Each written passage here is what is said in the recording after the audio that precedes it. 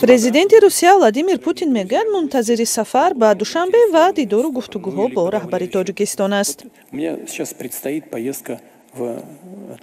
من به همین زودی ها به تاجیکستان سفر میکنم. ملاقات در چارچوب اتحاد دولت‌های مستقل و دیگر سازمان‌ها مد نظر است. با پرزیدنت تاجیکستان امامعلی رحمان دیدار و گفتگو خواهم داشت. ضمناً در فضای پساشوروی انسان‌های جالب برای صحبت زیادند.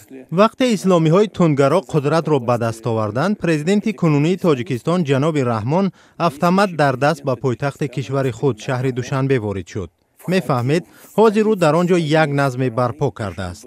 شاید آنجا هم وضع ساده نباشد. میخواهم گویم که صحبت با چنین آدمان مفید است. این سخنانро президенти Русия рӯзи 2 октябр дар маҳфили таҳлилӣ Валдай дар Сочи иброз дошт.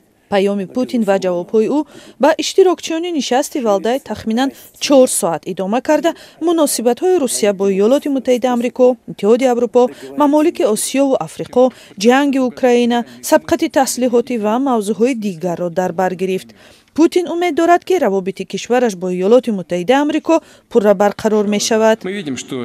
ما می‌بینیم که مأموریت فعلی ایالات متحده آمریکا قبل از همه منفعت‌های کشور خودش را پیش گذاشته است. فکر میکنم این راهی سالم است، اما میبخشید روسیه هم منفعت دارد. یکی از آنها احیای روابط کامل با ایالات متحده آمریکا میباشد. وقتی احترام جانب‌ها وجود دارد، صرف نظر از اختلاف‌ها، ما میتوانیم از راه مکالمه مشکل‌های سخت‌ترین را هم توسط سازش حل کنیم. یعنی پیدا نمودن راه حل‌هایی برای هر دو جانب قابل قبول امکان پذیر است. Владимир Путин президенти Русия рӯзи 9 октябр ба Тоҷикистон сафар мекунад. Маълум нест ки дар Душанбе вазъи муҳоҷирони тоҷик дар Русия ки бо мушкилоти зиёд гирифторанд оё матраҳ мешавад ё на. Ин сафари Путин ба Тоҷикистон дар шабу рӯзе иттифоқ меафтад ки амалиёти зидди муҳоҷирон ки бештар онро шикори муҳоҷирон меноманд дар шаҳрҳои Русия афзоиш ёфтааст. Русия ва Тоҷикистон ҳамдигарро шарики муҳим ва стратегӣ меноманд. Бузургтарин пойгоҳи низомии Русия дар ҷаҳон дар Тоҷикистон ҷойгир аст. Бо ин вуҷуд Русия ҳеҷ шароите ба муҳоҷирони тоҷик фароҳам намекунад ва онҳоро пайваста озору азият медиҳад.